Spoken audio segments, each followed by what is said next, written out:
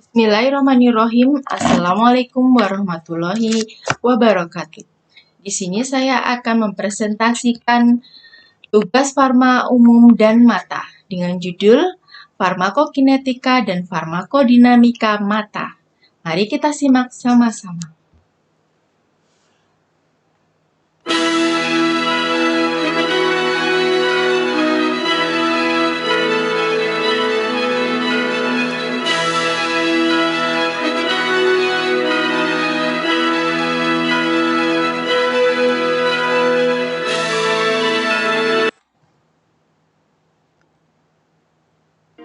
Di sini saya akan memperkenalkan diri saya terlebih dahulu.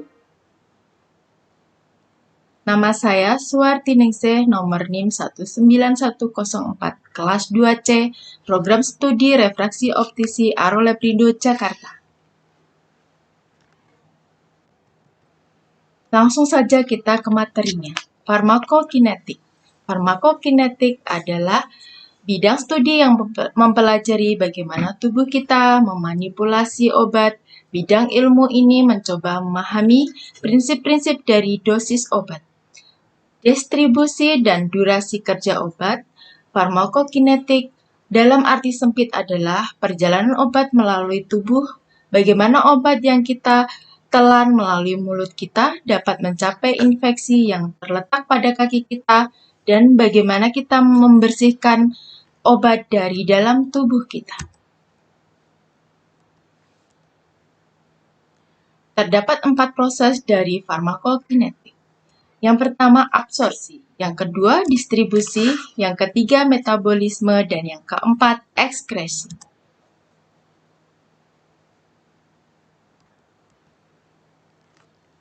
Absorpsi. Absorpsi adalah proses yang terjadi dan waktu obat memasuki tubuh sampai waktu ia memasuki pembuluh darah untuk bersirkulasi. Pola kerja obat adalah sangat ditentukan oleh kecepatan absorpsi, intensitas ditentukan oleh tingkat absorpsi. Faktor yang mempengaruhi kecepatan dan tingkat absorpsi obat meliputi bentuk dosis, rute pemberian, aliran darah ke tempat pemberian, fungsi gastrointestinal, adanya makanan atau obat lain, dan variabel lainnya. Bioavailabilitas. Istilah bioavailabilitas digunakan untuk menggambarkan bagian dosis obat yang diberikan yang mencapai sirkulasi jika obat diberikan secara intravenous. Maka bioavailabilitas akan mencapai 100%. Pemberian obat per oral adalah cara yang paling umum dan paling mudah. Ini tergantung pada beberapa faktor.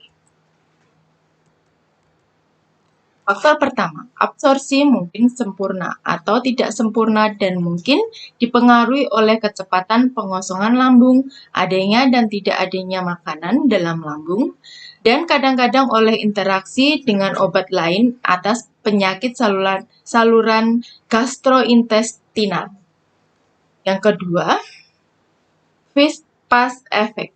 Beberapa obat akan dimetabolisme atau dipecah karena mereka melewati liver sehingga hanya sebagian dari jumlah obat yang betul-betul mencapai sirkulasi.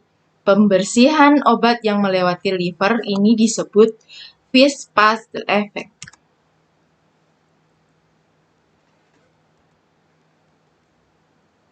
Faktor-faktor yang menentukan konsentrasi obat dalam darah. Pertama, dosis. Kedua, rute pemberian. Ketiga, distribusi obat. Dan kecepatan eliminasi. Faktor-faktor yang mempengaruhi absorpsi, distribusi, metabolisme, dan ekskresi obat. Yang pertama, terdapat beberapa faktor yang mempengaruhi absorpsi, distribusi, metabolisme, dan ekskresi obat: usia, ukuran tubuh, dan kondisi kesehatan. Yang kedua, setiap orang tidak identik. Obat mungkin absorpsi dengan lebih cepat pada satu orang, tetapi lebih lambat pada orang lain. Farmakodinamik. Farmakodinamik adalah ilmu yang mempelajari efek obat terhadap biokimia, fisiologis, dan mekanisme kerja obat. Proses bergabungnya obat dengan sel tersebut sebagai aksi obat, sedangkan proses selanjutnya disebut efek obat. 3 hal penting yang perlu diperhatikan dalam farmakodinamik ialah tahap pertama, mekanisme kerja obat. Tahap kedua, hubungan antara struktur dan aktivis. Tahap ketiga, hubungan antara dosis dengan respon obat. Mekanisme obat. Teori reseptor dari kerja obat. Yang pertama, seperti halnya bahan fisiologi, misal hormon dan neurotransmitter yang normalnya mengatur fungsi sel, maka kebanyakan obat menggunakan efek mereka melalui ikatan kimia dengan reseptor pada tingkat seluler. Yang kedua, reseptor sebagian besar berupa protein yang terletak pada permukaan membran sel dan di dalam sel.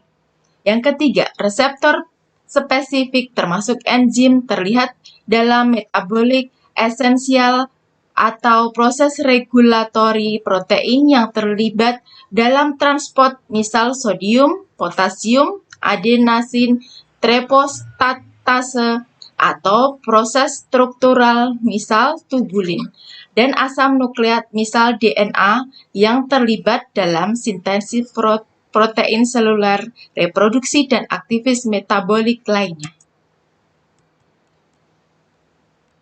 Tipe reaksi reseptor dari kerja obat. Yang pertama, tipe 1, aktivasi, inaktivasi, dan perubahan dari enzim intraseluler. Karena enzim mengkatalisis hampir semua fungsi seluler, maka obat yang merangsang perubahan dapat sangat meningkatkan atau menurunkan kecepatan metabolisme seluler. Yang kedua, tipe 2, merubah permeabilitas membran sel terhadap salah satu atau lebih ion-ion. Tipe 3, mungkin memodifikasi sintesis pelepasan atau inaktivasi neurohormon misal asetilkolin, norepinefrin, serotonin yang mengatur beberapa proses fisiologik.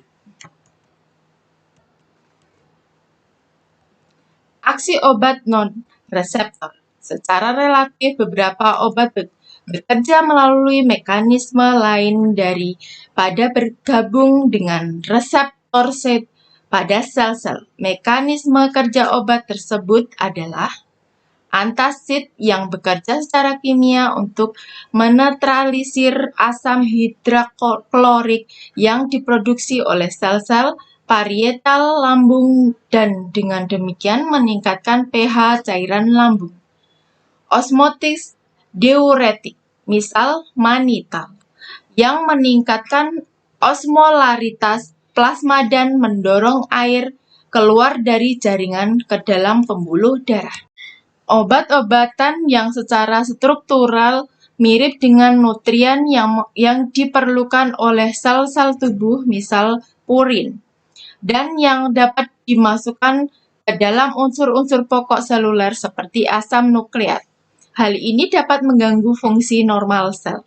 Beberapa obat anti kanker bekerja melalui mekanisme ini. Cell-chelating agent yang dikombinasi dengan toksik metal misal timah untuk membentuk kompleks yang dapat lebih siap untuk diekskresi.